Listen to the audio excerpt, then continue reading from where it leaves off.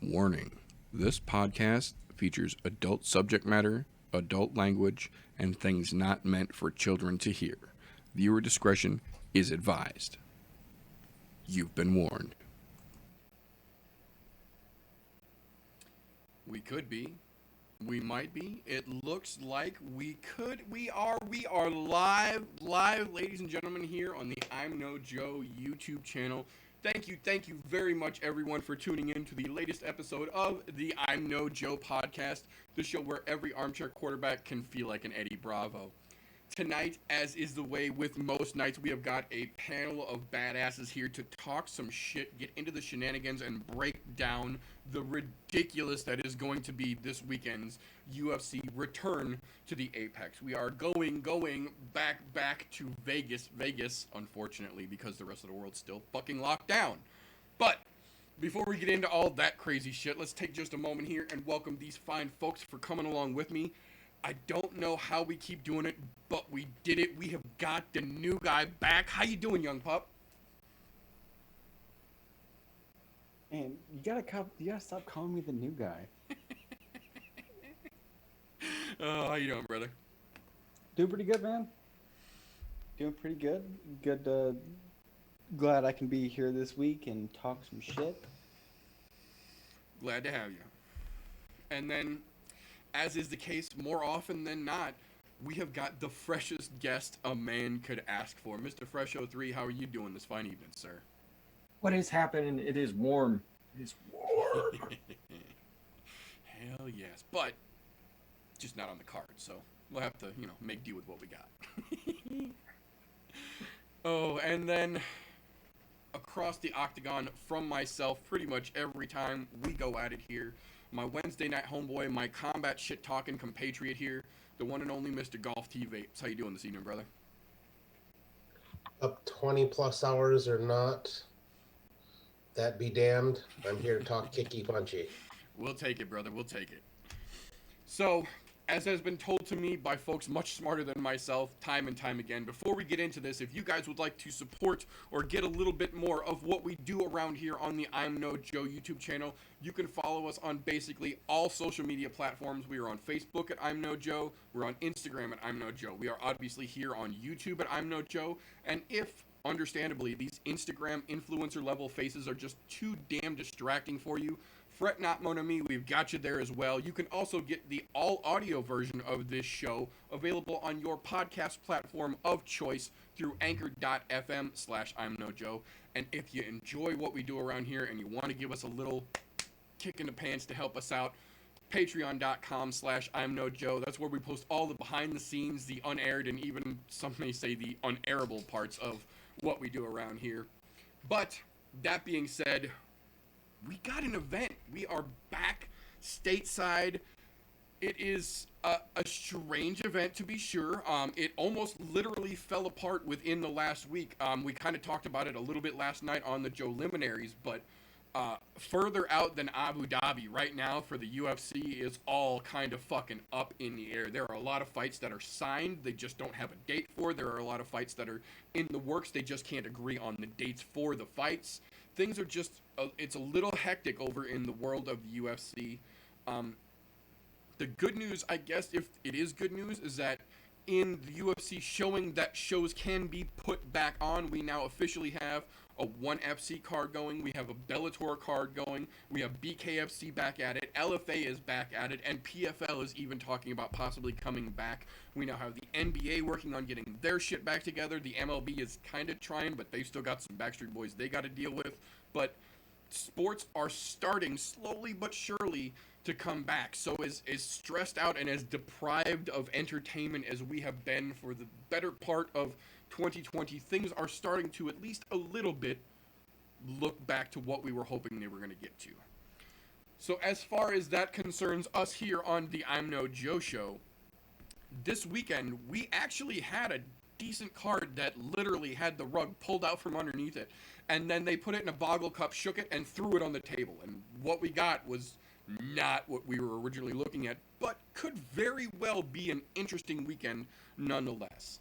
What I'm referring to here is this weekend's upcoming return to Vegas, back to the Apex UFC Fight Night. I believe they're calling this one ESPN 19 or 17. It's one of those weird 900-word, too fucking long for its own good titles. But what it has turned into from originally Holm versus Aldana is now, unfortunately, Brunson versus Shabazian back at the Apex.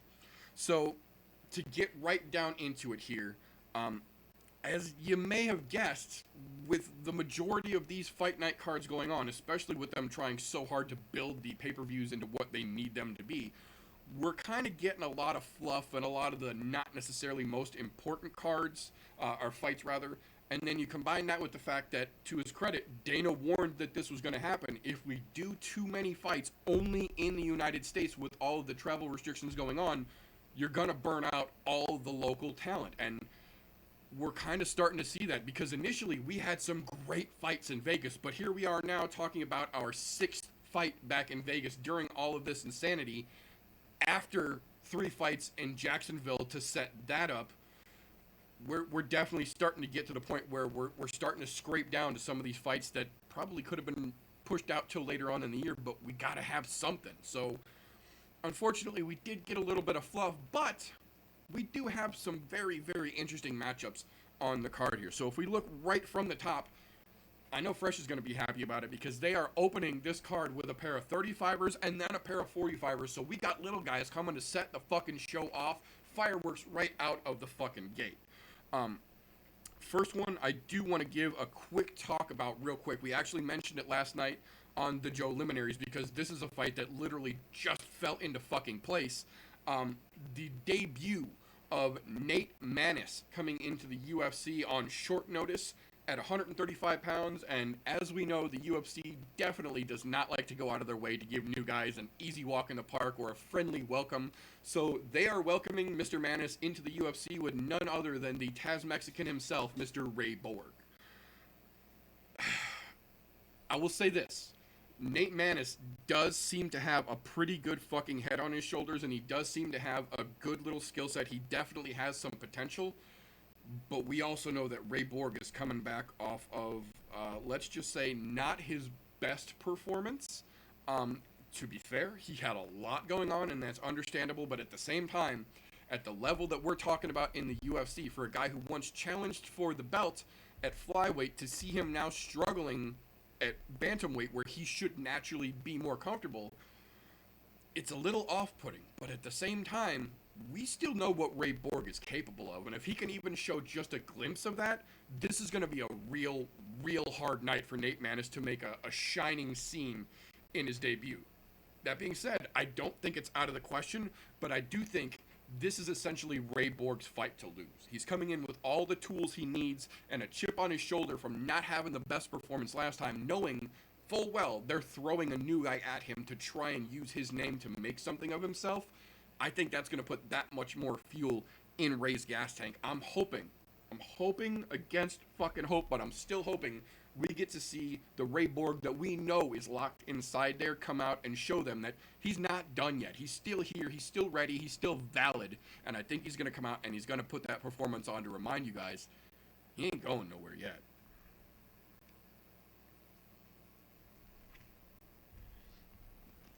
Yeah, I actually agree with pretty much everything you said. I think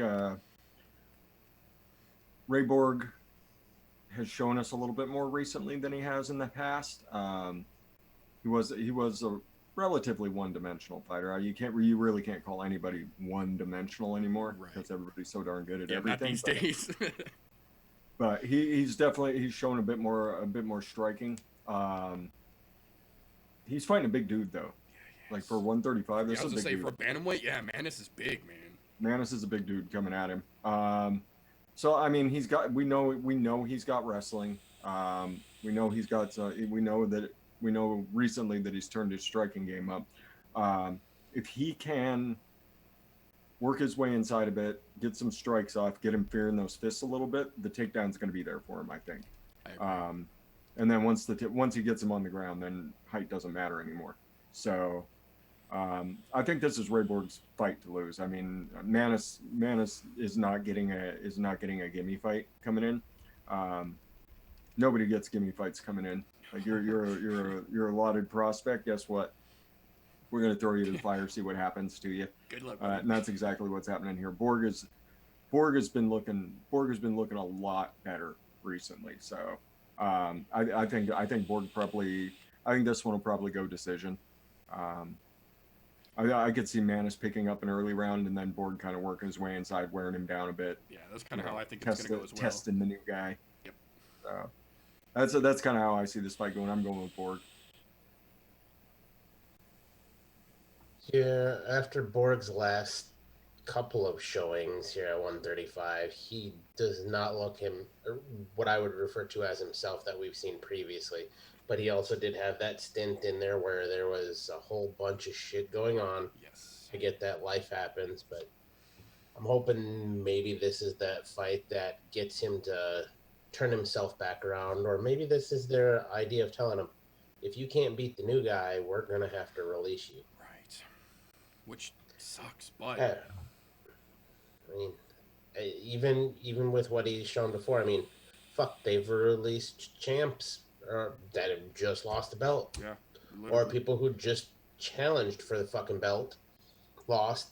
They'll immediately cut them, even if they've been on a tear prior to that. So, I mean, I wouldn't be any bit surprised to see them cut him if he loses this fight.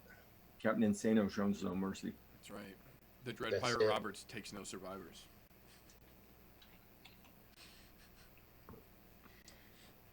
Yeah. I mean, we all fucking love Ray Borg, but the new guy, he fought.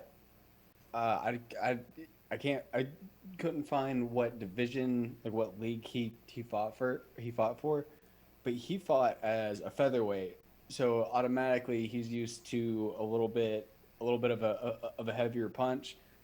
He'd be a walking skeleton at featherweight. Yeah, he fought as a featherweight fighter, and then he's dropping into a bantamweight.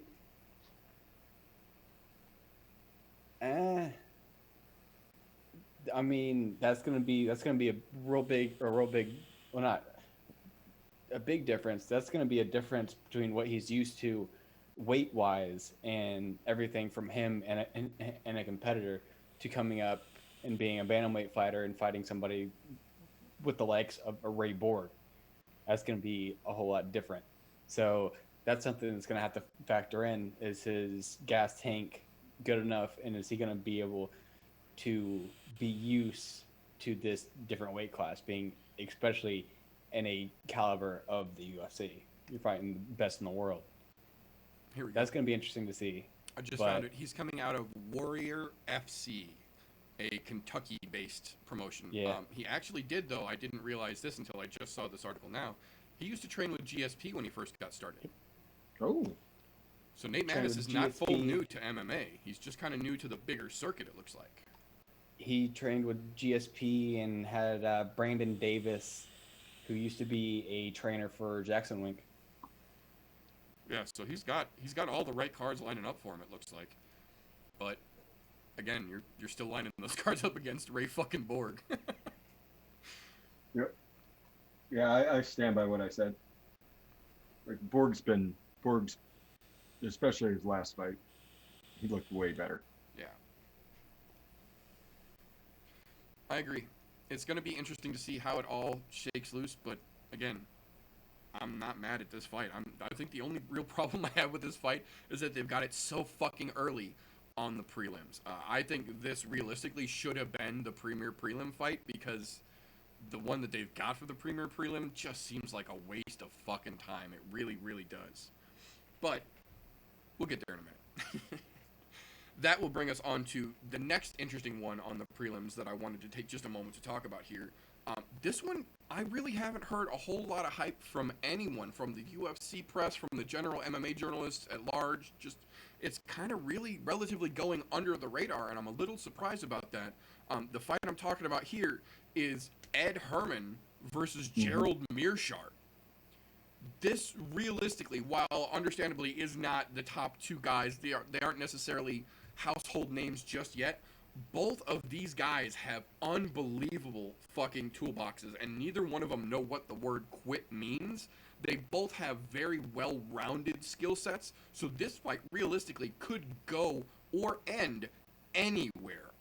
The only thing I will say kind of negatively about either one of these guys is that for as big of a dude as he is, we've seen Ed Herman have a lot of problems with a lot of different facets of the fight world, but not consistently. We see one fight, he comes in and his boxing looks great, but his boxing defense looks like shit and he eats a million punches. The next fight he comes in and he can stop the takedown, but he can't take anyone down himself. But again, then it's not with the striking on that fight, so it's kind of a piecemeal evolution, so to speak, looking as far as Ed Herman comes along, where Gerald Meerschaert hasn't really shown a whole lot of flaws in his armor just yet. He just hasn't really at the same time shown that upper echelon, top tier quality, in my opinion, in any real facet of his game. That being said, neither one of them really have a lot of problems when it comes to getting in there, fighting in the phone booth, which that 25-foot octagon in the Apex is, we've heard from multiple different fighters, it's not the same as the 30. It puts you in that phone booth whether you like it or not. Both of these guys we've seen put on great fucking performances when they get into that phone booth, so I think it's going to be an exciting match. The thing I think is going to make the real difference here is the consistency in Gerald Meerschaert's wrestling. His striking has always been fairly consistent. His defense has always been fairly consistent, but his ability to chain wrestle and grab a dude and throw him down and let him think he's getting back up just to fucking throw him again and chain takedown and just break dude's spirit has been a problem for opponents of Meerschaert in the past. And against a guy as big and as strong as Ed Herman, I've got to think that that's got to be in his game plan. And if it is, I think we might see Meerschaert be able to just outmaneuver Ed Herman, and I think he's going to take the W, but I don't think it's going to go early. I think this either goes late in the third or this goes to a full decision, because these guys aren't one of those flip a switch and the fight's over kind of dudes. These guys are going to go, and they're going to give it. So I think we're either going to see a late fight or maybe a decision, but I think Meerschaert might be able to out-wrestle him. Yeah, I once again agree. I think this is Meerschaert's fight to lose. If he can get his wrestling going, Ed Herman could be in a lot of trouble. What I worry about with this fight is that doesn't happen at all, because Ed Herman occasionally shows flashes of being really good at defending wrestling. This is true. And if Meerschaert gets stuffed a couple times, and this turns into these two just throwing ugly fists in a phone booth, it won't be nearly as fun a fight as if this one winds up on the ground and turns into a little bit of a chess match. Because I don't think both of them are good strikers. I wouldn't call them great strikers. I think Herman has the advantage on the feet, and I think if Meerschaert gets sucked into that game, he's going to lose this fight. But I'm thinking he'll worm his way in, especially in the later rounds, because he's really good at wearing people down. Yeah. He's really good at wearing people down. By the end of the second, Ed could be huffing and puffing, and then the third round would be all Meerschaert.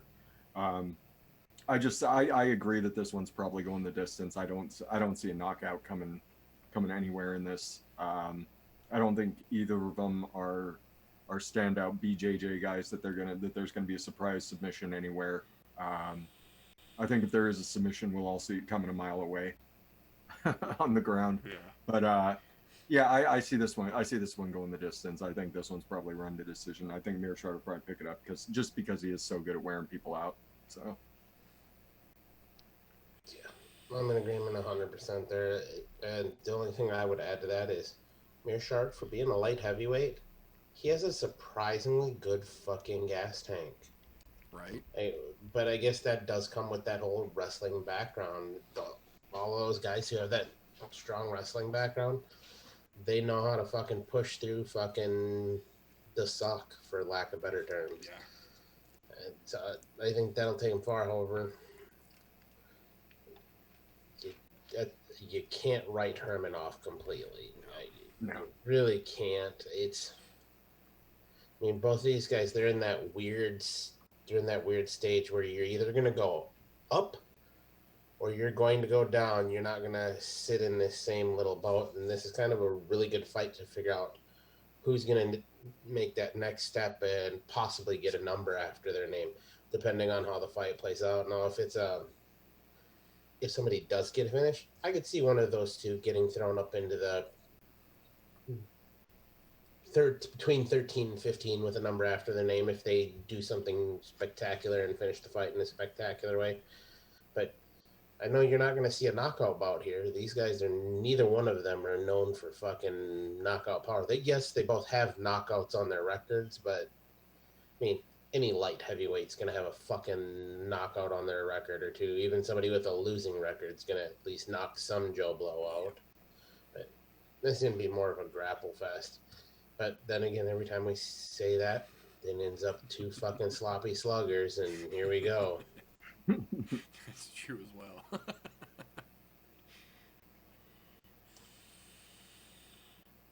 So, is this Meerschaert's first light heavyweight fight? Because everything that I found is middleweight. That's a good question. Let me see.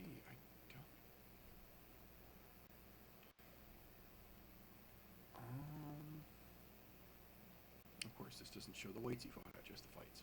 Come on now. Yeah, everything I found is all middleweight matches.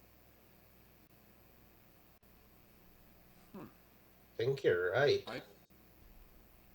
Well, yeah, because his last fight was last month, wasn't it? Yeah, Ian Heimisch. Yeah. Yeah, Ian Heinisch whipped his ass. Yeah, got him with the quickness. Yeah. That's amazing that he was able to clear medicals to fucking fight in a month after getting knocked out. That's gonna be a pretty within a month. Well, yeah, no, July. We're in July. I'm stupid. Yeah, just almost 2 months out. Because he fought both Kevin Holland and Trevin Giles, who are actually opening the main card. So yeah, I think this might be his debut at light heavyweight.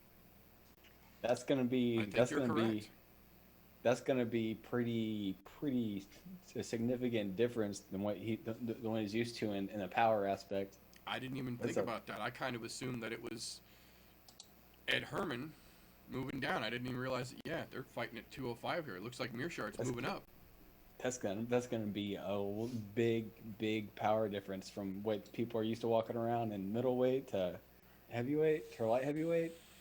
Fuck, that's a big step. 85 to 05. Yeah, that's a big fucking step. Yeah, that does make you rethink a couple things. I mean, every 185er that we've seen recently go to 205 has gotten their brains blown the fuck out. Has not ended well for any of them. No, absolutely. And we've seen the bigger names try and make that move too. So, yeah, no, that could make this a whole lot more interesting. It's too bad Jan Blachowicz is fucking busy because he's been the guy to introduce them to that weight class and just beat them miserably. Fucking hammer at the door, waiting for Nails to try and squeeze in. He's like the move up king. Come on up. I'll go to sleep. Now go back down. That and regardless of the outcome of this, Herman needs to start thinking about next year because he's been fighting since 06. Yeah.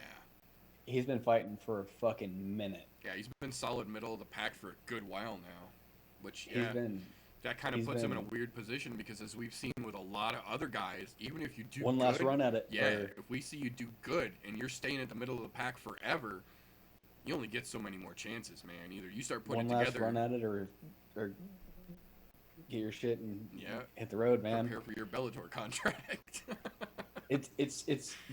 That's two things that's really gonna shake it up because Ed Herman, he's a decent fighter. He's not horrible by any way, shape, or form. He's not a bad fighter.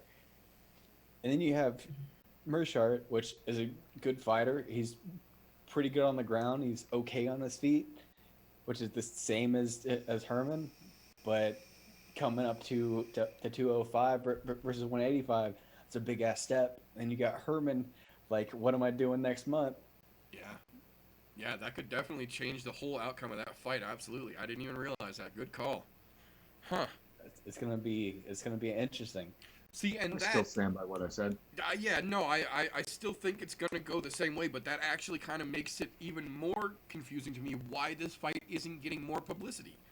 Like, neither Mearshart or Herman are unpopular fighters. They're just not necessarily household big names yet. But the fact that Mearshart is moving up to light heavyweight here unto itself should be enough for people to keep an eye on this fight, I think. Interesting. Interesting indeed. I would honestly see Mearshart do something on this, because he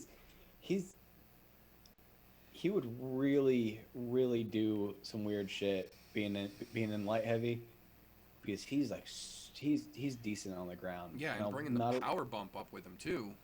And yeah, and not a lot of bigger guys nowadays are real going down to the mat. They're all standing up on their feet, 45-second knockouts. Everybody wants to throw power shots. Nobody wants to get down and wrestle with the big man, and that's Mearshart's bread and fucking butter. Yeah. Yeah. No, I think that's definitely going to make it more interesting, but I agree with Fresh. I do stand by my original assessment here. If Herman can catch him on the feet, he can give him a problem for sure, but I think if Gerald can get him to the ground, I think the extra power that he's going to be bringing up to 205 is going to cause a problem. But we'll have to keep an eye on it to see how that one shakes out. From there, though, we are going to skip, like I said, the abysmal fucking bad joke that is the premier prelim fight. And we're going to jump right into the main card, the meat and potatoes portion of the meat and potatoes section that is this meat and potatoes show. We're getting there, folks. So, You want to talk about how glassy Frankie Cyan's jaw might be? Nah. Okay. I think between him having that glass jaw and what's his dick dressing up like the fucking Joker for the weigh-in, no. I think that's about as much highlight as we're gonna see interesting-wise on the prelims. That being said, though, like we kind of alluded to here just a moment ago, Mearshart has actually fought both of the gentlemen opening the main card itself. We've got the last-minute put-together of Trevin Giles versus Kevin Holland. I almost mixed those up. The real interesting thing here is that this is another one of those last-minute fights that we talked about last night. Both this one and the next fight were last-minute. These fights were both potential, but neither one of them even had eyeballs on this particular card. And then when this card started falling to shit, they moved both this fight and the next fight up.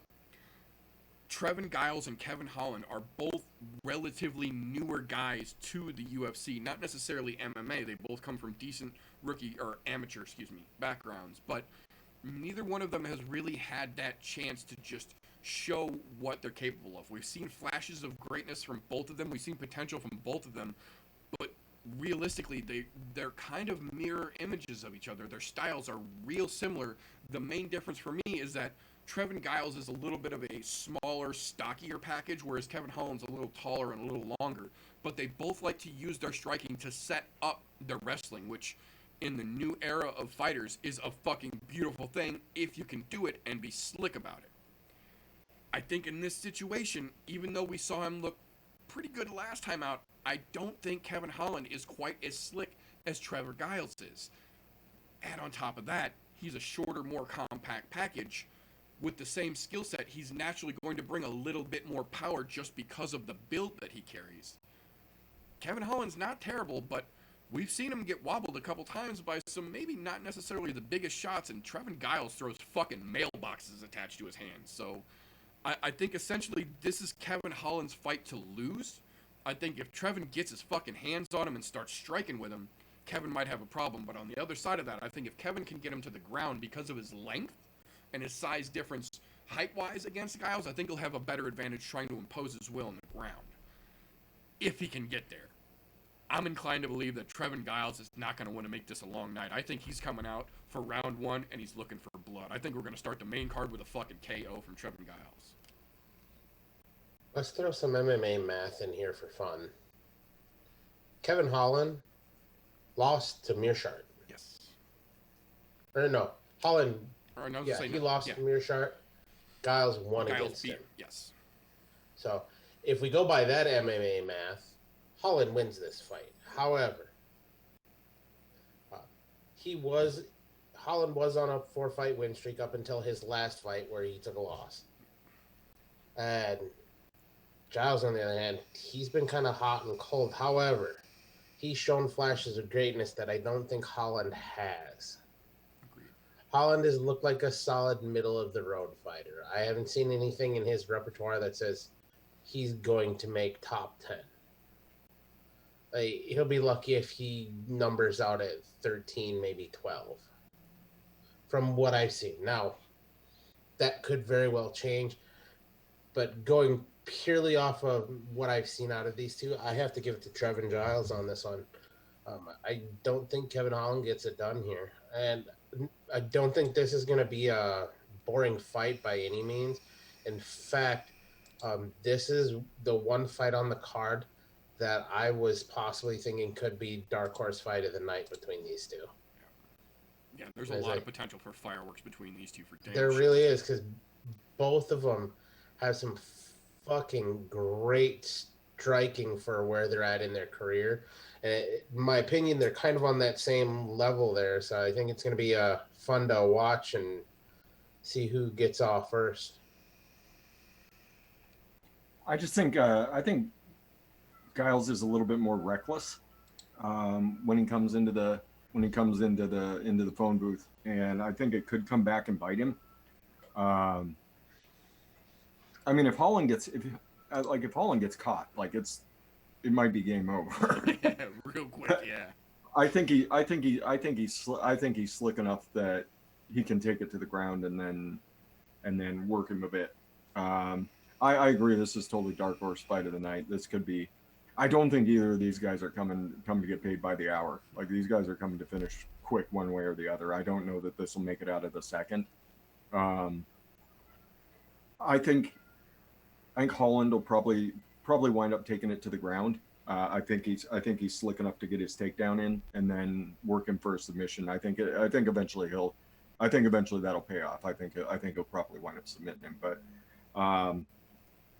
there's an off chance that these two just go the fuck off and just lay into each other for a full 15. There is an off chance that happens, and I would not be upset by that. That's what I was gonna say. I wouldn't be mad at that either. No, these two are both like middle of the road guys with something to prove, and taking a short notice fight, it's bound to be a little bit. There's bound to be a little bit of fireworks, because you never know. They don't have a good game plan for each other at this point, and they'll just do what they do best, which is, strike a bit, and Holland will work for that takedown and work for a submission. Giles is just gonna go in there. He's gonna go in there like a fucking rhinoceros and just try and lay people out. So I think this could be a ton of fun, because I think there's two innate strategies that these guys have when they go into a fight, which is, I'm gonna knock you the fuck out because I know I've got this power, and I'm slick enough to get by your shots and work you on the ground. So it's two very different strategies that these guys will probably be working, and I think it's probably going to be a ton of fun to watch. But I'm gonna take Holland for a submission.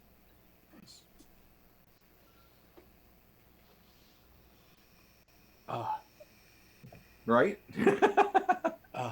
So if they stand up and just fucking bang it out, Oh, Holland has no chance. No chance. Giles would have to Punch jump himself. in. He'd have to come in and do some quick shots and just back out, because Holland, if I'm not mistaken, Holland has a pretty fucking good reach. Yes, he does have some long ass arms. That's for damn sure. And I think He's that's got part of why his wrestling's so good, is because he can wrap all the way around you and then lock up. And what the fuck are you gonna do? He's got a good reach on Giles. So that would be the only problem. But if Giles could get inside, which he's a quick motherfucker. If he gets inside, he can do some serious damage real quick, and especially especially some good hooks and some over the tops, dude, he can fuck Holland up. Because I don't think Holland would be able to stand there very long and just fight in a phone booth with somebody like Giles. There's no way.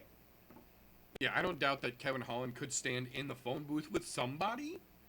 I just don't think it's Trevin Giles is that somebody that he wants to try it with. Yeah. No, I agree.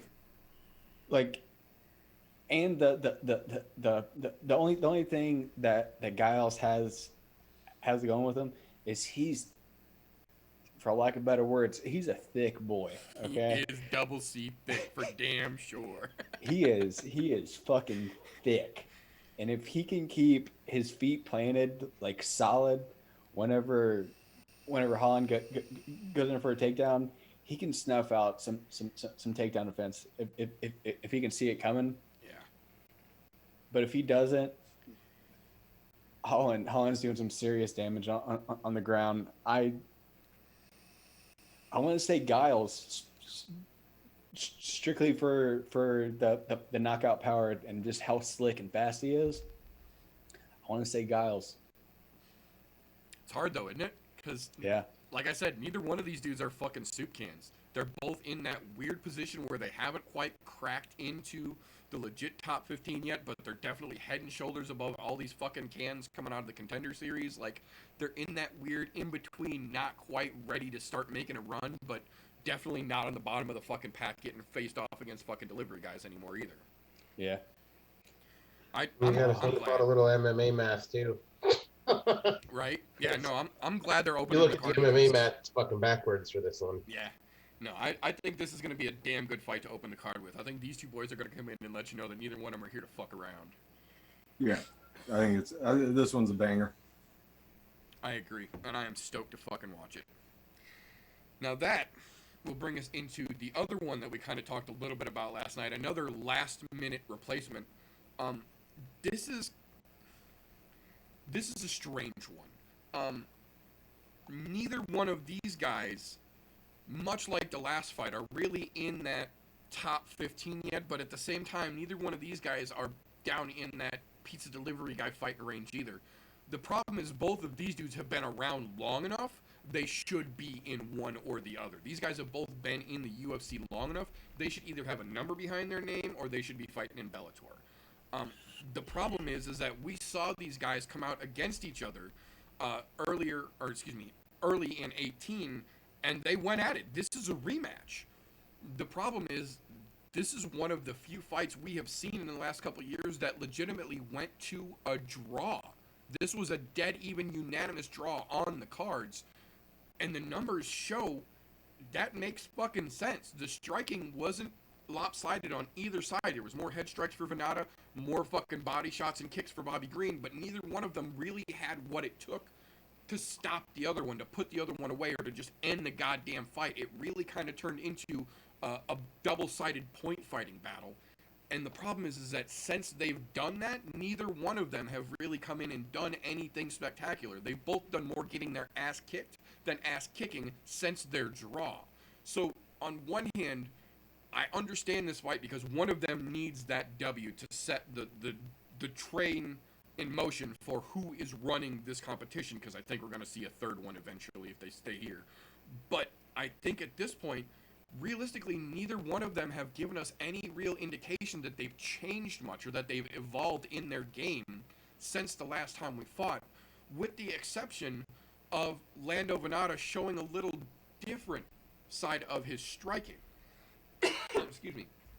Bobby Green, every time we've seen him since these two fought, pretty much looked exactly like the carbon copy of Bobby Green we saw in the match before that. While Lando Venata has not revamped his style by any stretch of the imagination, he has started to mix it up a little bit, started to twist some of the strikes he throws into a different way, started throwing strikes from different timings and different positions.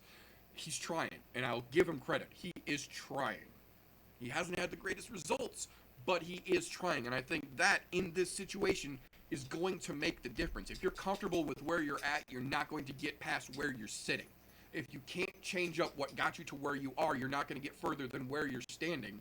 And I don't think Bobby Green really understands that. I think Lando Venata might not have gone, like I said, and revamped his whole fucking style, but he is definitely trying to make improvements, and I think that will be the deciding factor here. I think we're going to see another decision. I don't think it's going to be nearly as exciting as the fight we'll see before it, but I think it's definitely going to be interesting to see the technical aspect of these two and see if Venata can really get his game plan and his striking changed up enough to get himself the W.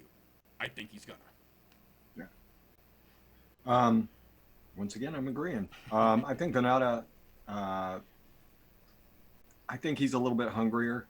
He's shown some flashes recently of being a better fighter than he was. I was looking back at the fight that wound up being a tie, and it looked like for the most part that he had that Venata actually had. It was a very even fight, but Venata was ahead a bit, Yeah. and there was a mystery low knee that he got deducted points for, and that's what wound up causing the tie. And to me, that says that Venata probably had him beat the first time, if by a slim margin. And going, a fighter can go back and look at that tape and be like, dude, I had this dude beat. The ref took a point from me for some bullshit. I got something to prove on this one. I think he's got all the motivating factors to come out and have a better fight than Bobby Green does. So I'm gonna stick with Lando. I'm right in line with that. Bobby Green has looked like shit for the last 2 years. Every time we see him fight, shit show. He has not improved his game in at least 3 years. Yeah. At least. And there's a reason why he was on. How the fuck he stayed in the UFC this long, I don't know. Because he was on, what, a 5-6 fight skid? Five skid, I think. 5-fight skid, I believe. If that doesn't happen in the UFC and you stay here, I mean, don't get me wrong. Of all divisions, the lightweight divisions, that's a pretty thick fucking division right now. I'd say it's probably the heaviest, really. Yeah, there's at no point he should still be in the UFC.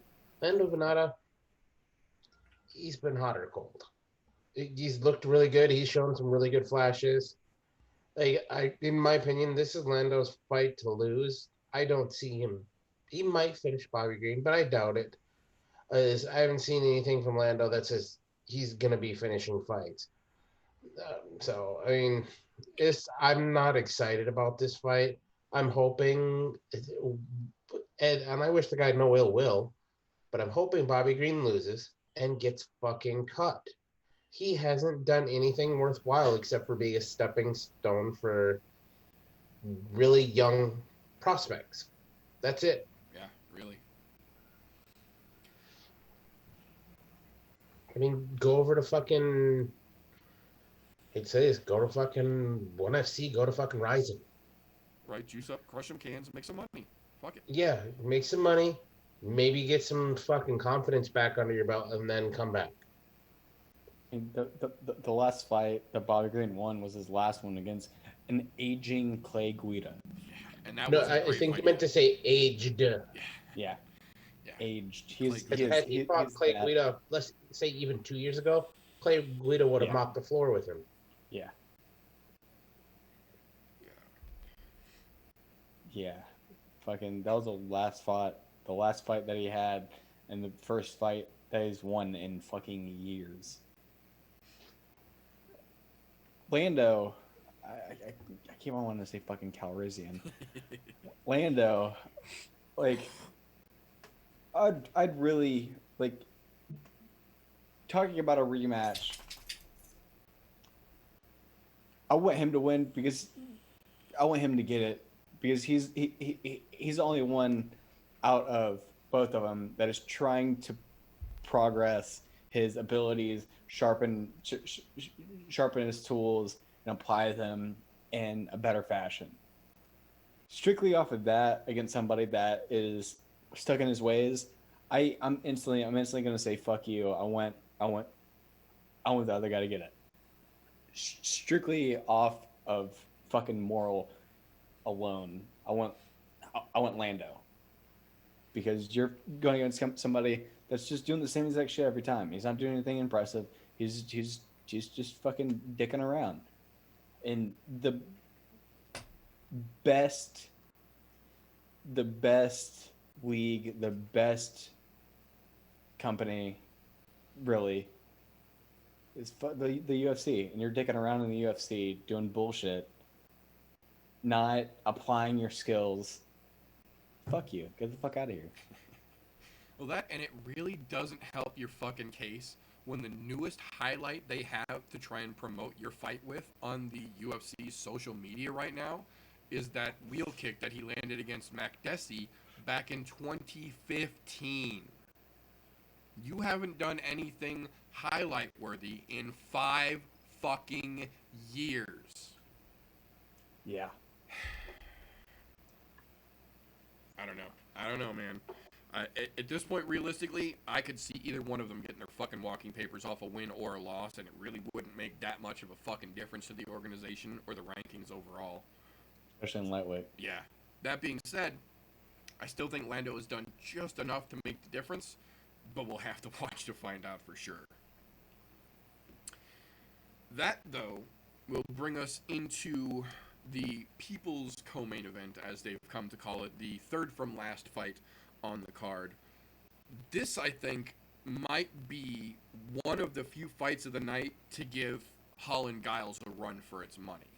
Mm-hmm. Randy Brown has come in and just been spectacular every time we have seen him get the chance to be. But across the octagon from him, we will be seeing one of the verified toughest motherfuckers in the UFC right now, in Vicente Luque. We saw Vicente Luque survive, and fight through more punishment than maybe we have ever seen in an equal fight in a long fucking time at the very least.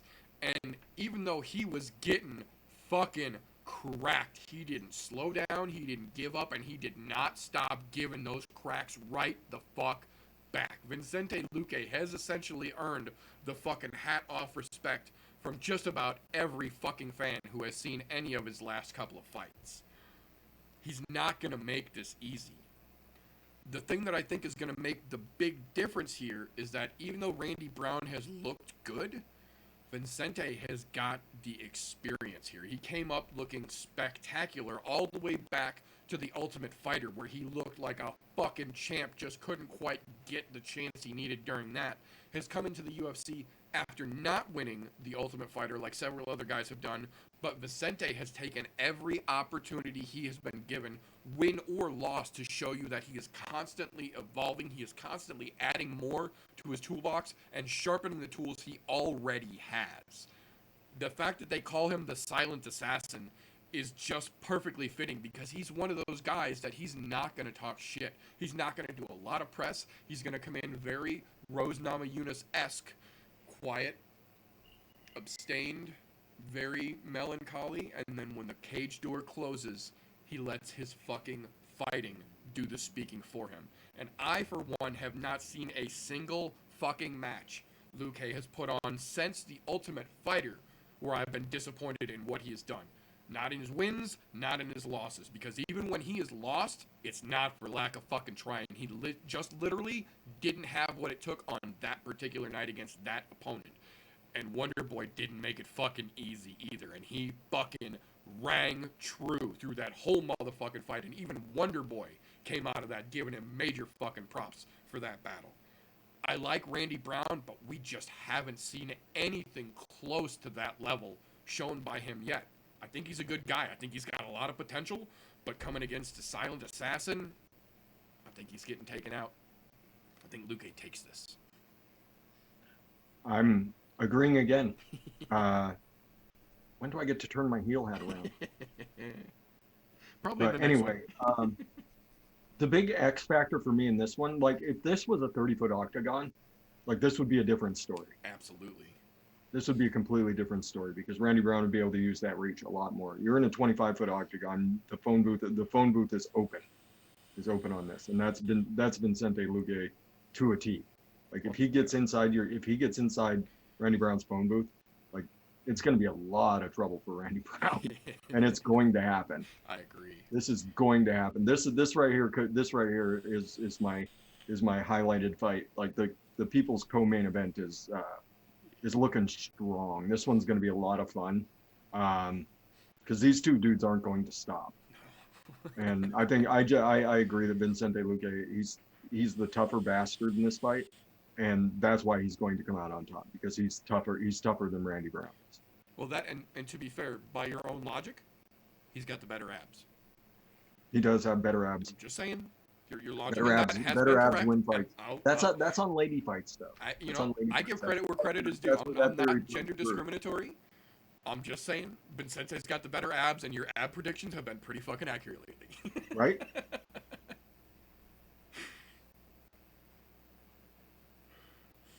Oh boy. Oh, that's funny. Yeah, this one's for me. This is a no-brainer. This is Vicente Luque's fight to lose. I don't think he gains anything from winning this fight. Not unless he looks spectacular.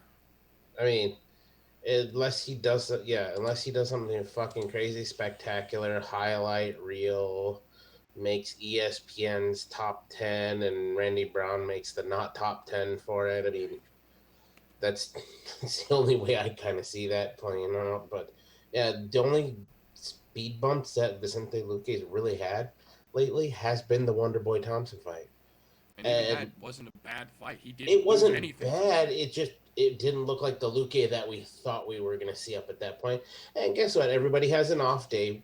I get that, so I have to kind of write him off. However, it is Wonder Boy Thompson.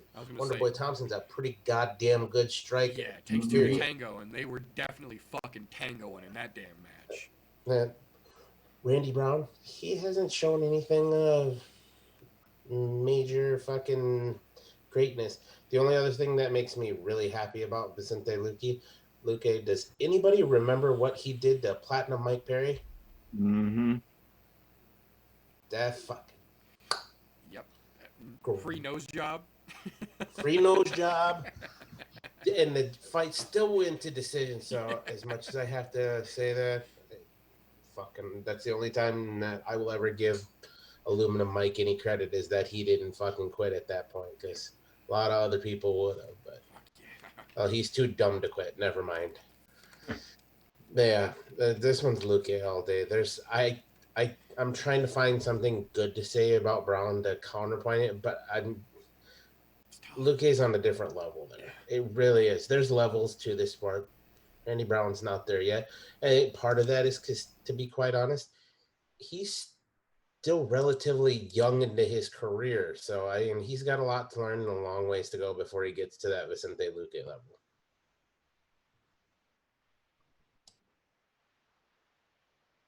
Yeah, and like everybody's talking about Randy Brown is like he's got a head of steam behind him. He's getting, he's got a lot of W's. He's got, he's stringing together some wins. Yeah, cool. But Vicente Luque has been doing that for fucking years. Get over yourself. Like, the last fight that he lost was Wonder Boy. Before that, he went, a year, 2 years? 2 years, I think, yeah. 2 years undefeated. Well, you got Randy Brown over here. Yeah, I'm doing good this year. Like you're talking about two people that are on just two different levels competitively and just on an overall just scale of abilities and knowing how to really put them in place. Randy Brown is doing pretty good. He's doing good for where he's at in his career in the UFC. But Vicente Luque has just he's just on an entire another level. He's on another spectrum compared to Randy Brown. Like everybody else, I'm saying Vicente because the man is just he's just a fucking warrior. He goes in there and just does not stop. Hell yeah. I don't think it's going to be an easy fight by any stretch of the imagination, but really, I'm struggling to see Randy Brown finding a way out of this. Other than, obviously everybody's got a fucking puncher's chance. Every round starts on the feet. That being said, we've seen what Vincente can do on his fucking feet. I don't think Randy Brown has what it takes to do anything there to him, so I wish him the best of luck, but man, you're up against a fucking rock and a hard place there if ever there was one. Yeah, and the great part is Randy Brown said, I want to test Vicente's chin. Let's see if he can go 3 rounds. Are you fucking stupid? I mean, some people just don't do their homework. I want to test his chin. I want to see if he can go 3 rounds. Come on, man. Yeah, that chin's been more than tested, and it passed with flying fucking colors, Randy. But we'll see. We'll see, because Saturday night, he's going to get his chance to put that fucking test on, and I just don't think it's going to go the way that he thinks it's going to go. But that will bring us into the last-minute preparation of instant mashed potatoes that is the co-main event for this evening. This is another one of those. Not only did the main event for this original card fall apart and has been moved, not canceled, the co-main event fell apart and actually stayed, and they rebooked it, or they booked a new opposition here. We were originally going to see Viviane Araújo versus Jennifer Maia, which would have been a great fucking match unto itself.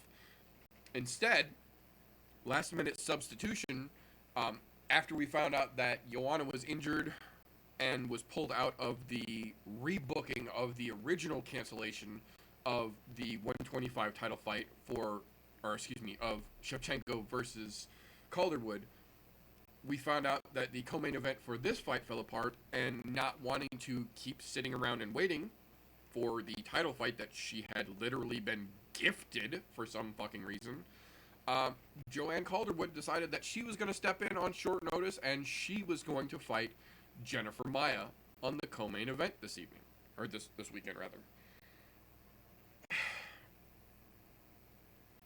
I'll say this. I like JoJo. I don't think she's a bad fighter, but I think she is one of several women in the UFC right now that, because there aren't a whole lot of superstars on the lady side of the UFC, they're trying to push into stardom. I get it. She's cute as a button. She's got a fucking super fucking adorable accent. She's never afraid to do publicity. She's never afraid to take a fight, obviously. But that all means nothing if you can't consistently win. Joanna's good, but she's not consistently winning every fight with the impact needed to secure herself as the number one contender, as the one who should be fighting for the belt. And to be fair, who the fuck is realistically proving themselves worthy to step up and be the next thrown into the meat grinder that is Valentina Shevchenko? There aren't a lot of fucking names. So I understand on one side of the house, you gotta have somebody to throw against her because Valentina has to be able to defend that title. On the other side of the house, JoJo literally lucked into a title shot. And then rather than standing her ground, asserting herself as the number one contender and waiting for Valentina, who is now back to training and the fight could have potentially been made in a month or two, she decided she's going to step in and take a last-minute fight against a very dangerous women's jiu-jitsu player in Jennifer Maia. Like I said, I like JoJo, but I don't think she ever really was the number one contender. And not by any stretch of the imagination to say that Jennifer Maia is, but I'm saying skill level wise, I think the luck factor of the weirdness that that JoJo's style is built on might have given her a better chance of getting lucky against Valentina than it will against Jennifer Maia. I think Joanna's going to come out here and she's going to want to box. and Jennifer Maya is going to giggle and then hip throw her to the fucking ground and choke her the fuck out or take home an arm and a leg. I like JoJo, but this was a dumb fucking move. You had the title fight literally secured. The contract was signed. You just had to not get out of shape in the next month or so. And you gave that up to be a short notice replacement on a co-main event for a fight night that doesn't favor you to begin with. Dumb move, JoJo. Dumb move. I think Jennifer gets the win. I think second round, either choke or submission. I think Jennifer's going to impose her fucking will here, and I think JoJo is getting knocked back down to the bottom of the fucking rankings where she belongs. I say, bold move, Cotton.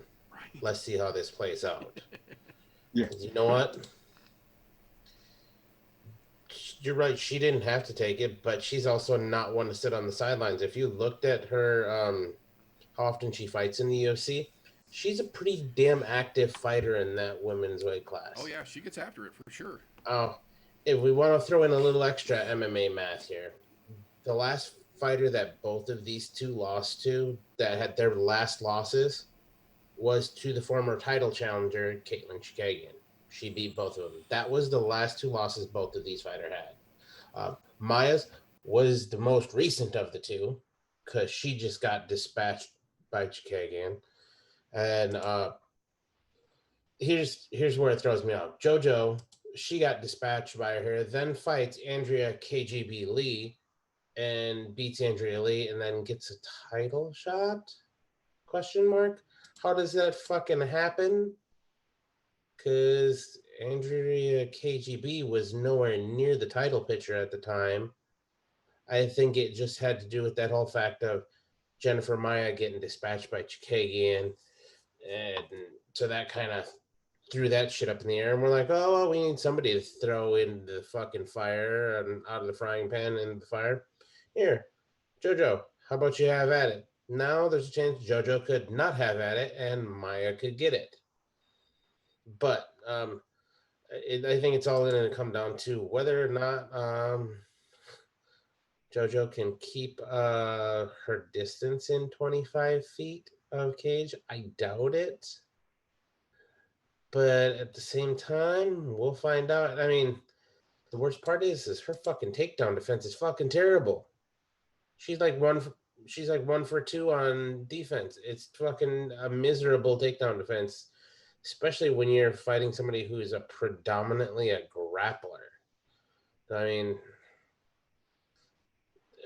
then again, to be honest, I don't see the fight being finished either way. I think this is going to end up going to decision. And I think Maya's going to take it just via fucking ending up on the ground and maintaining dominant control the whole way. Yeah. Glad we got to talk about how dumb taking this short notice fight was on Calderwood's part. Like, you've got a dump truck of money waiting for you for your title fight where you're probably not going to win. You probably get your face smashed in about the average fight's about a minute and a half or so. So, but I mean, good on her for, keeping her name out there, keeping in Dana's good graces. Dana calls probably need to answer that call. So just based on the what I like to call the abs formula, as far as the ladies go, Jennifer Maya is going to win this. She has better abs than Joanne Calderwood. So easy pick for me. It has nothing to do with the fact that this is going to go to the ground in this smaller octagon, and Joanne Calderwood stands no chance against Jennifer Maya on the ground. So I look for this one. This one's probably going to be I agree with TJ. It'll probably be a decision. It'll probably be a wrestle fuck decision. Yeah. I'd like to think that JoJo had a chance, but really, she doesn't. Other than the obvious 1 in a million puncher chance, because every round starts on the feet. Yep. Man, that's, again, I'm struggling to find a way that she can take the W here. But, again, best of luck. Best of fucking luck. I don't wish him any ill will either way. No. Both nice ladies. Yeah. Like, I just find it stupid because you're number 3 being Calderwood. Graciously, number 3. You're number 3. You're fighting against somebody that can potentially, if and when she wins this, because she is far more consistent and has better tools to work with. You just lost your title shot. Agreed. Because unless she comes out and just fucking flatlines Jennifer Maya, JoJo's out of the title with conversation. Which I mean, knowing in the back of her head that she has a title that she has a title shot, she might bring some intensity that we just haven't seen a lot of before. It's possible. That is absolutely possible. That is potential. But her consistency is just not there. How do we know just the inconsistency? I'm agreeing with TJ's and Fresh that thought process of Jennifer Maya is just taking her to the ground and just ragdolling her. She's just gonna ragdoll the fuck out of her and either get a submission or it's just running to decision, and Maya's taking the W. And she's gonna look that much better come when that title shot comes up. I agree. Calderwood screwed the pooch on this one. Yeah, that was probably one of the dumbest maneuvers we've seen in a hot minute now. But, you know, Saturday night she gets her chance to prove us all wrong. So we'll see. I don't think we're gonna, but we'll see. I don't know. I don't know. The mythical Fresh ab scenario has let us down yet. That's why I said it's been working pretty fucking good, and I give credit where credit is due. Damn it, there's credit due there. So we'll see.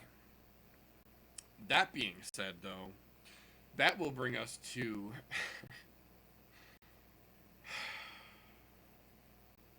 I don't even have a good analogy for how terrible this fucking fight is. I was going to say microwavable cordon bleu, but even that sounds better than this fight does. The main event of the evening. This fight has two things going against it right out of the gate. One, it's a last-minute replacement main event non-title fight that will be 3 rounds. That's fucking dumb. That's a bad idea all the way across the board. The second thing this fight has going against it is that it's a match that no one asked for because it doesn't fucking matter. Derek Brunson versus Edmund Shabazian should have been the premier prelim fight on this card, not the main event. Brunson is at best a shitty gatekeeper. Shabazian is at best Ronda's former training partner. Neither one of them have shown shit worth bragging about. Neither one of them have shown shit worth main event fight gifting.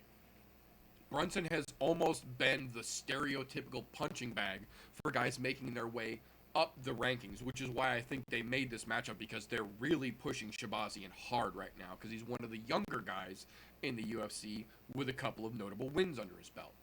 The problem is, realistically, Shabazian's biggest win to date was against Brad Tavares, who is another version of the gatekeeper that is Derek Brunson.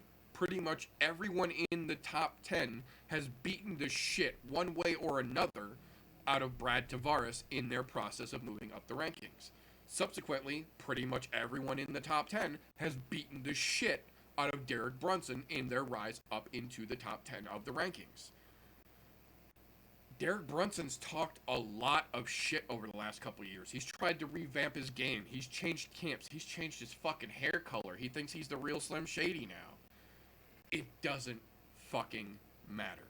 Nothing has changed in the results his efforts have put forth. I will give credit, like I say, where credit is due. He has tried.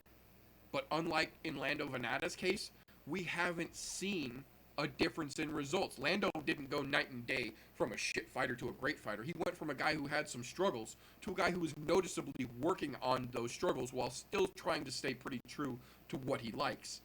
And then we've got Derek Brunson, who we've seen Swiss cheese holes in his fucking game, and he patched him up with Velveeta.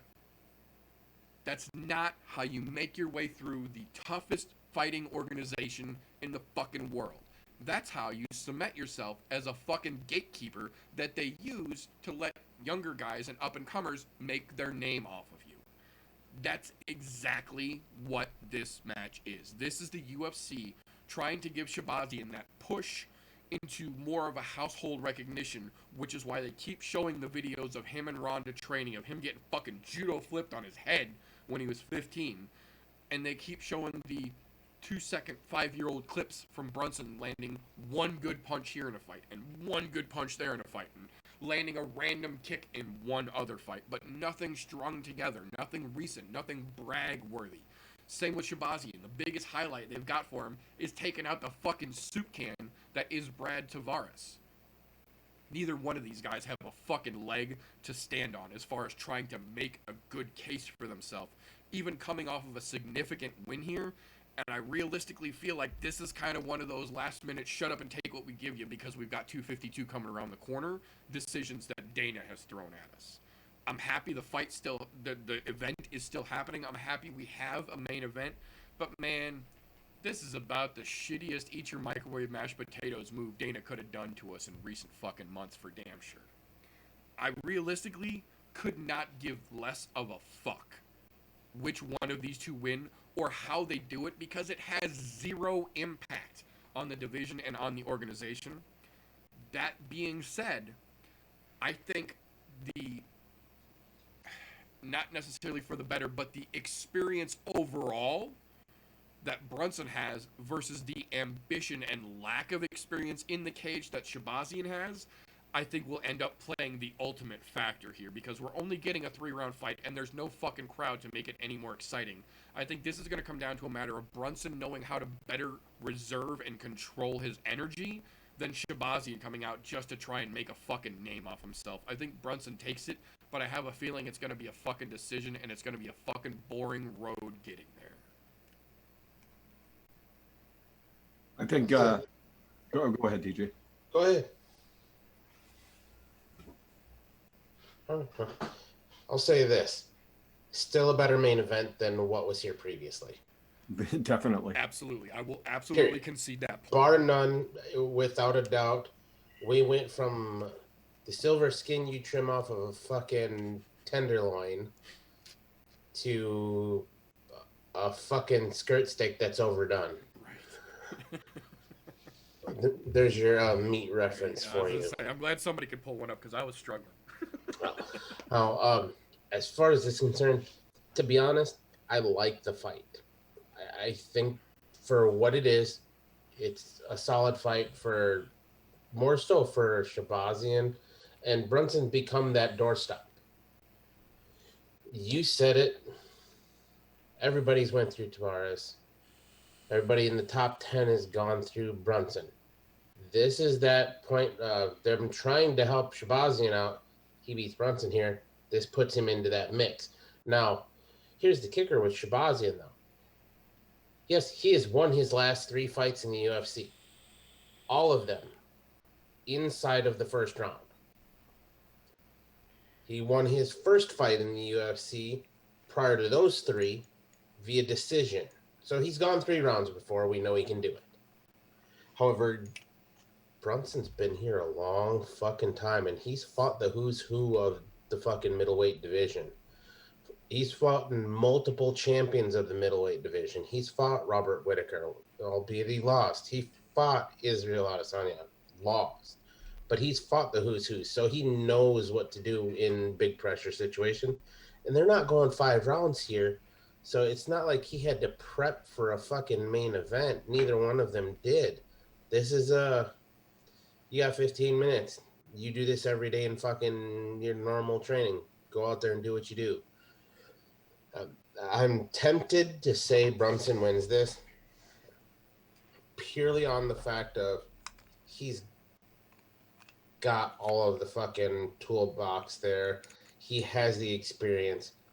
But at the same time, Shabazian, albeit they haven't thrown him anybody tough yet, this is going to be his toughest test to date. He's walked through everyone else.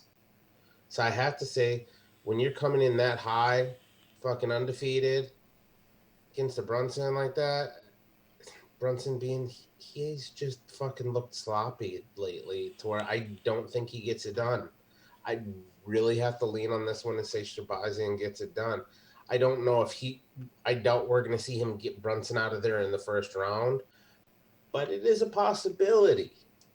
I mean, it is a possibility. Yeah, no, it is absolutely a possibility. I'll agree. I mean, you got to figure, was it he's had, how many times what did he have? He had a KO, a submission, and a KO in his last 3 fights in the first round.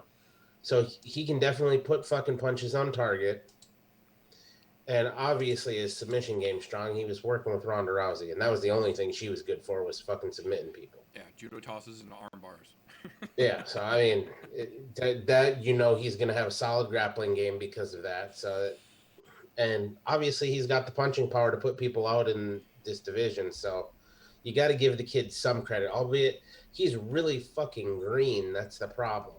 I mean, and yeah, they keep showing his highlights of he was a ragdoll test dummy for her.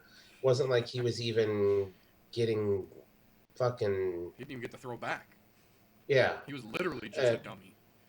Yeah, he was literally just a dummy. And I mean, if you look, was it 2-3 years ago for Brunson? He can be knocked out. We've seen it happen on way more than one occasion. Because if I'm not mistaken, Brunson was put out by Adesanya when he fought him. He was also put out by Jacare Souza when he fought him. And Whitaker knocked him out. Yeah.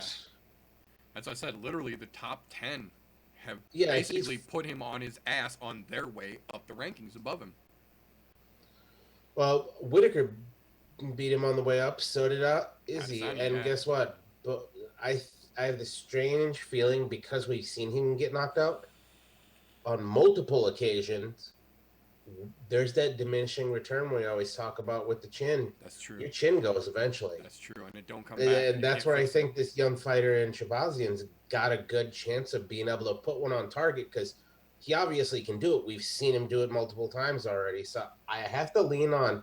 I think he gets a knockout again. I think this is where we get that. You move back down to gatekeeper status, maybe ranked 15 if you're lucky. Right. Yeah, no, I think that actually is probably a good possibility here, because you're absolutely right. We've seen it time and time again. No matter how badass you think you are, once that chin gets clipped a couple times, it doesn't come back. There's no exercise. There's no fucking piece of equipment in the world you can use to bring back what you used to have in your chin. Once that motherfucker goes from granite to glass, it's glass forever. And we've seen Brunson get his fucking jaw decimated and get his ass knocked the fuck out several times in his last couple fights. So I absolutely agree. There is a good chance that Shabazian could fucking put it on the money for him. And it's not like he was getting knocked out by people who were just lucky. No. They were hitting him with fucking power. Look at Robert Whitaker hits with fucking power. I was going to say, Izzy made him do the That's all Robert Whitaker hits. That's all Robert Whitaker hits. No, Izzy made him do the fucking stanky leg twice in the fucking ring before they finally fucking stopped it. Yeah, I mean, he was getting hit with fucking power punchers with power punches. The dude, obviously, his chin is fucking compromised. So that's why I have to give the nod to Shabazian and think that it ends via KO. Yeah. Interesting. Brunson has one chance in this fight at this point of his career, and that's to work the young guy and slow him down and push him against the fence. And that is his shot. If he doesn't get that shot, he's getting knocked the fuck out. That's what's happening in this fight, one way or the other. And at this point, I don't have enough faith in Brunson to think that he's going to work particular strategy well against this young guy. I think this young guy is going to come out with fire. You're in a small octagon. There's nowhere to run. You're gonna get clipped, and I don't see a way that Shabazian loses this other than getting pushed against the fence like Jorge Masvidal for the entire time, and somehow foot stomps count as significant strikes. Right, for some fucking Like, reason. I just don't see it. I just don't see it. So, my pick. Turn the heel hat around on you, Meter. I agreed with you almost the entire evening. Almost the I entire told you evening. you'd get a chance. I knew it would come eventually. Yeah. Yeah, Shabazian's gonna knock him the fuck out. Like the dude is throwing. He's not just throwing mailboxes. He's throwing mail trucks at people. So, yeah, he's got so much power for this division that it's just nuts. So, yeah, my pick's Shabazian. I don't see this one making it out of the first. I think this one, unless he gets caught in a clinch and pushed against the fence. That's, like I said, that's Brunson's shot. Is back that kid against the fence. Don't let him do anything. But this kid's too innovative and wild to not get something off. So, Shabazian. Now I can go back to being.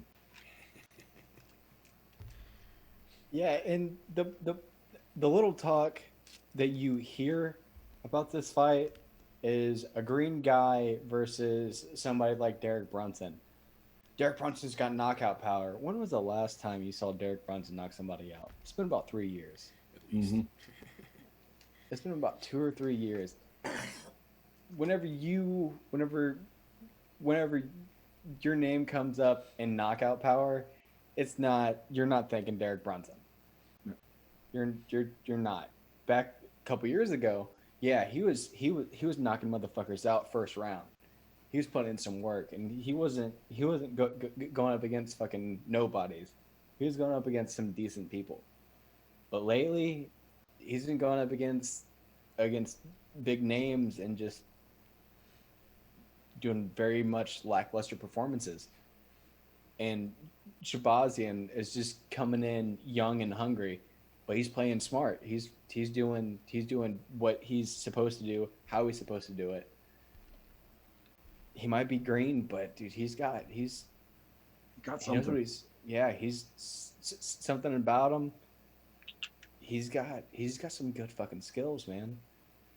He's got some good skills, and that's not saying anything against Derek Brunson. He's number 8 for some reason. That's a good way to put that. We don't know what, but he's number 8 for some reason. Shabazian, he's looking good right now. He's fucking looking great, coming off first 3 fights being really fucking spectacular wins and a spectacular submission.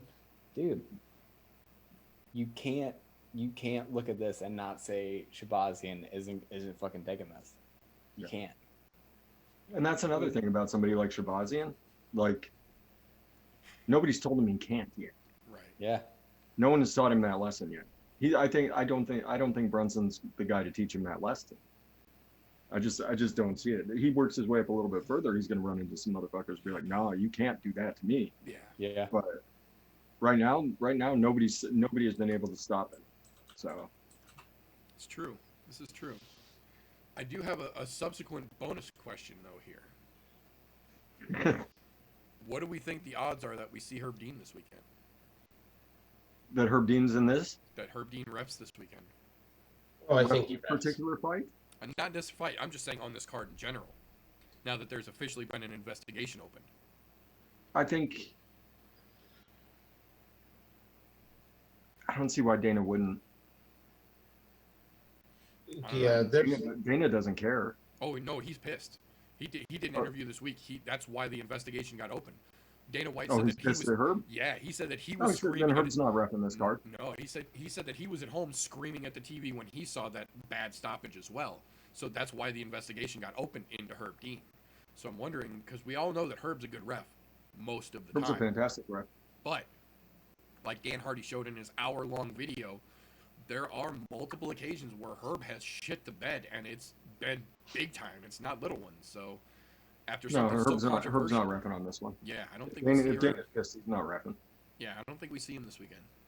If Big Daddy Dana's pissed, there's no way he's reffing. However, the other side of that, Herb's been probably one of the most solid refs that there's been for quite a while. I mean, don't get me wrong, there's been some other ones that have been way more solid, but um, for the most part, he's been a staple in reffing UFC events. I mean, he was right at what else was he fucking refereeing here recently? Didn't he ref Friday night? Yeah, I was gonna say. I think he was at the Bellator on Friday. Yeah, and then Bellator on Friday. So obviously, it couldn't have been too big of a fucking deal. I mean, the dude, he's just putting in work. That's all there is to it. I'll say that he's doing work. And look, I can't say anything bad about a bad stoppage. Every ref has them. It's when it becomes a habit and it's over and over and over. I think what blew this out of proportion is Dan Hardy during the middle of the fucking broadcast saying something about it during the broadcast look, we've heard it before where they're going, they should stop this fight. They should stop this fight. Dan Hardy went a little bit overboard on the way he did it, which look, I understand where he's coming from the former fighter perspective, but on the other side of that, you also have to think, what kind of things are you putting in the viewers' minds as they're watching this? Because look, you've got guys like us who watch regularly, so we see bad stoppages, some that are questionable, and the bad stoppage can go either way. It can be they stopped it too soon, or they fucking just let it go too long. They fucking happen. Look, we understand it is the referee's discretion when it comes to this. Their job is to protect the fighter. However, if they think for some odd reason that the fighter is still in there, they will give them the benefit of the doubt. That's kind of the thing you have to do. You're messing with someone's livelihood when you're in there reffing. Unless you are clearly clean the fuck out laying on the canvas and off of a one punch fucking Mark Hunt-esque walk away KO, that ref's going to let you take a couple extra shots. That's how that works. Because they want to give you the benefit of the doubt because, wait a minute, this is your career. I'm focusing back to a little thing here, but there's some. I have no problem with it. It is whether the stoppage was good, bad, indifferent. Herb Dean's seen something in there that nobody else saw, and he made the choice and the discretion to give that fighter more time. Mm-hmm. You can't be mad at him for that. Look, I get it. The guy took a lot of fucking damage because I went back and I watched it because I missed last week because I was busy doing some other shit, but I went back and watched it. Yeah, it was pretty fucking gnarly. However, at the same time, he must have seen something there. There must have been either something verbal that we didn't hear or see, or there had to have been something there because he's not that bad of a fucking ref. How many times have you seen him make a call like that where he let somebody just get fucking obliterated? He doesn't. Look, he's had a couple questionable early stoppages, but they're few and far between. This whole thing got blown out of proportion purely because of Dan Hardy saying it on air and in the fashion that he did.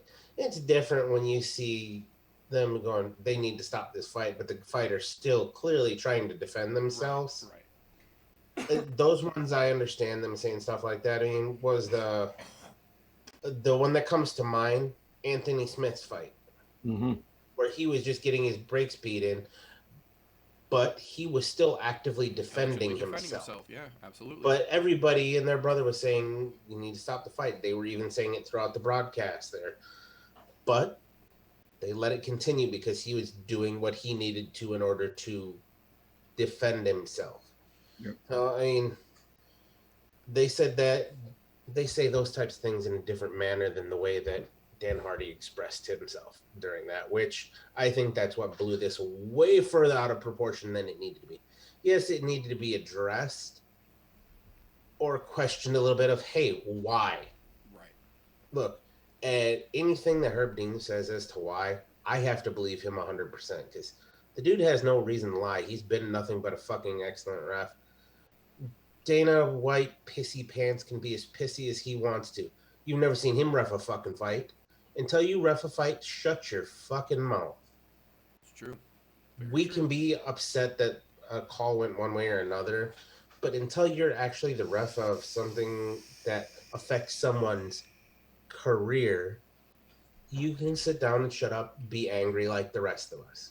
But there's no reason for you to go, oh, well, we need to get internal affairs and blah, blah, blah, blah, blah. Well, get the fuck out. Let the dude do his fucking job. Have a chat with him and be like, hey, man, next time something like this happens, stop it, please. Okay. End the conversation. That's it. Send him on his merry little way. Let him fucking ref the next event. 10-1 odds says the next time we see him, we're going to see the same old Herb Dean. Nothing fucking changed. He's going to be the great ref he always is. So what? You have one fucking bad day.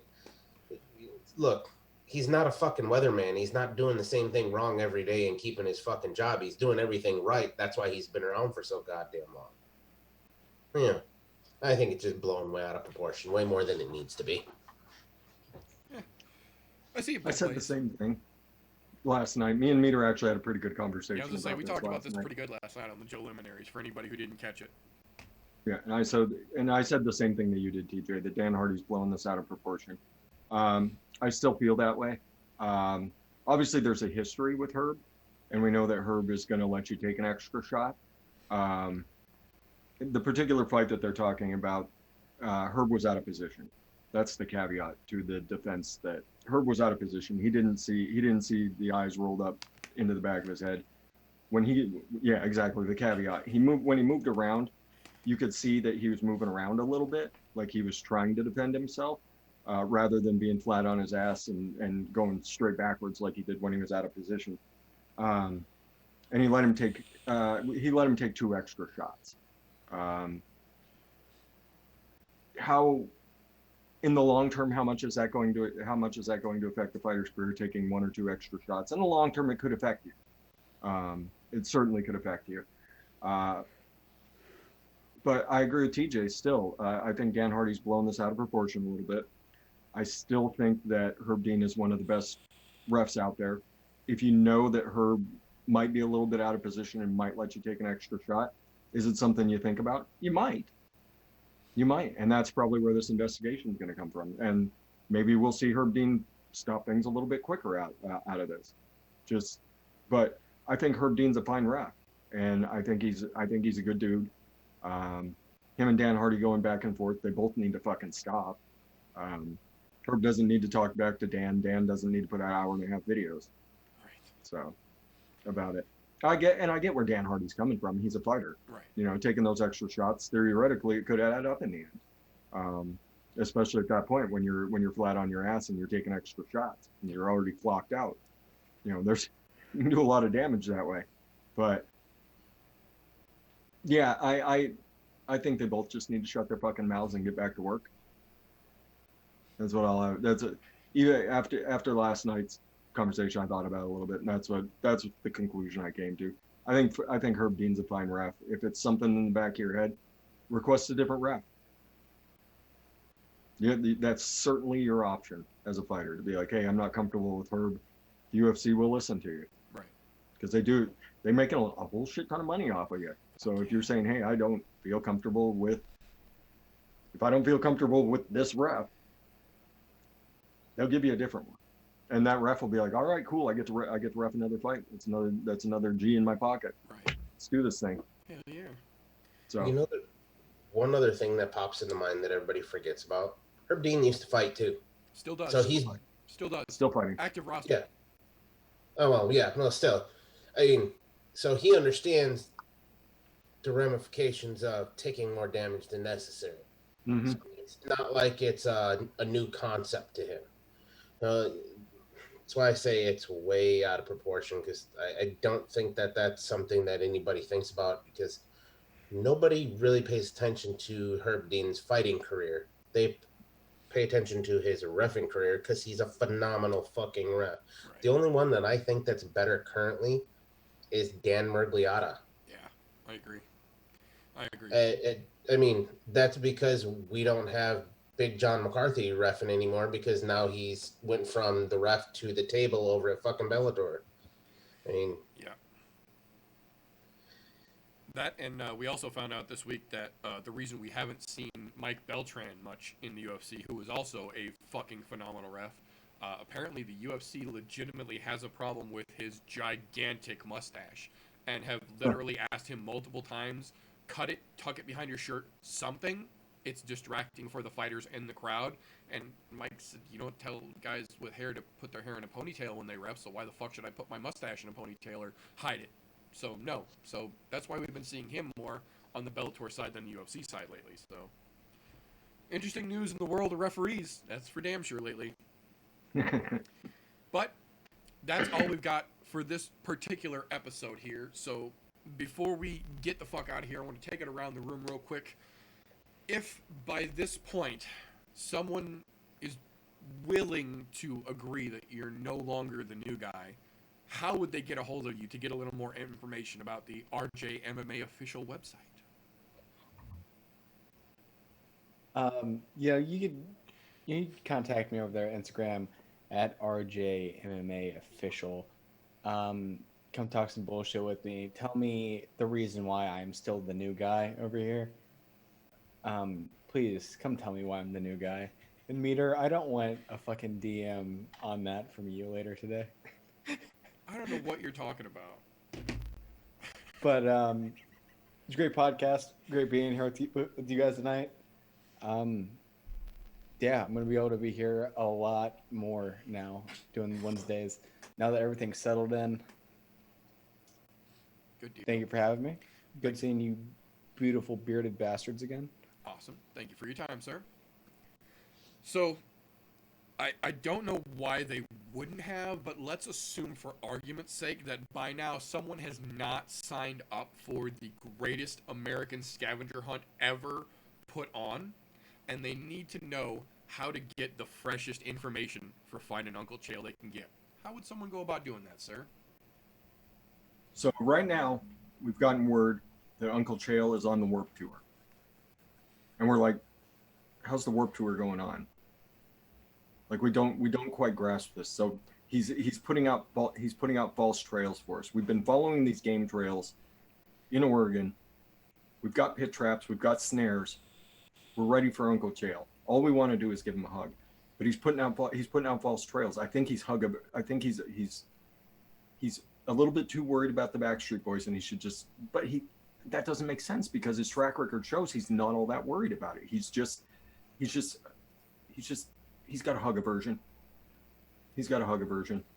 I'm a little worried that when I do finally get to hug him, that it's just going to turn into a rear naked choke at this point. That's kind of what I was going to say. You also got to remember that Uncle Chael's pretty slick, so he might try to hug He's a pretty slick dude. He's a pretty slick dude. He's been slipping us on the game trails. We're relatively certain we've got the location. He's elusive prey. He's elusive prey at this point. He's like a wolf. Like it's a once in a lifetime thing. You get to see a wolf. So, Uncle Chael the wolf, I will hug you. I don't care if you choke me out. But we're on to you, man. We're on to you. You need to get a Tibetan tiger trap. That's what you need. Right. Fancy. You know, Pit traps are great. I was thinking about. I've been watching Naked and Afraid again, and I've been seeing these giant bird traps that they make, like a giant pyramid. And it's got a little stick. I'm thinking maybe if we put like a little teeny octagon in there, maybe throw some gloves down. Yeah, you need a and glove hang and a sign mouthpiece. that says submission only. That's what I was thinking. You'd have to incorporate submission only, maybe even include like a phone that's got Craig Jones set up for an interview on it or something. Oh, but we've been finding scraps of cheetah print. That's what I'm saying. We're almost there. We could hang some cheetah print in there. Maybe the send of Craig Jones will draw him in. I think that's a good possibility. All right. We're on to it. You can also find me on youtube.com/Rusho3. There you go. Thank you very much for your time, sir. And then, last but most certainly not least, if someone just can't quite Google for themselves and they need just a little help, how could they go about finding the best place to get some fried cheese curds and maybe a little crippler knowledge up there in the Wisconsin area, sir? Wednesday nights, right here YouTube's 9:30 Central Time. You can also find me on the Instagrams. And you can find any posts there, at least not anything recent. You can sure as shit shoot me a DM and I'll get back to you. Man, it was fun to be here. Almost 24 hours of no sleep, be damned. Fuck them all. As soon as I'm done here, I'm going to fucking bed. It's always a blast. I wouldn't miss this for the world. Hell Say, yeah. man, how much money did you take to do that CQ shift? Right. Way more than I should have. Well, thank you very much for your sleep-deprived time, sir. We absolutely appreciate it. So with that being said, folks, we are going to call that all for this evening. So if you enjoy what we do around here, give us a thumbs up. If we made you chuckle, maybe brought some information to you or a point of view you didn't have before, subscribe. We do this multiple times every week as long as we're able to. If we gave you that light bulb flashing epiphany, oh shit, you're right kind of moment, share an episode of the show. We're trying to grow this damn thing. On the other side of that coin, if we're just a couple of dumbasses talking in front of webcams without knowing what the fuck we're actually saying, give us a thumbs down. We earned it and we won't dispute it. But that being said, we are going to wrap this up for the evening. So until next time, just remember, don't let ignorance stop you. You can root for anything. Unless you hear about a child sex trafficker and say that you wish them well. Ain't that a gem?